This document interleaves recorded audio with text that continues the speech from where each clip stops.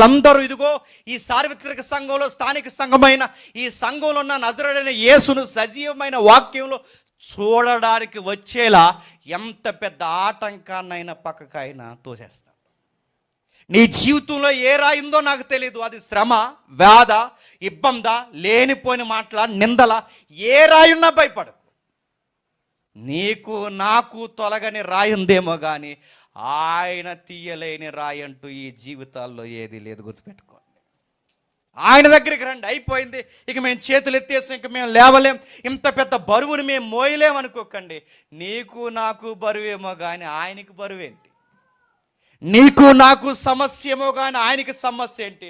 ఆయన ఒక పని చేయమన్నాడు, రాళ్ళు తీసే పని నాది, మీరు చేసే పని వేరొకటి ఉంది, దాని వైపు చూడండి అన్నాడు. రాయి తీశాడు. ఆ స్త్రీలు లోపలికి వచ్చారు. వచ్చి ఏం చేస్తున్నారు చూడండి, 4వ వచనం నుండి త్వరగా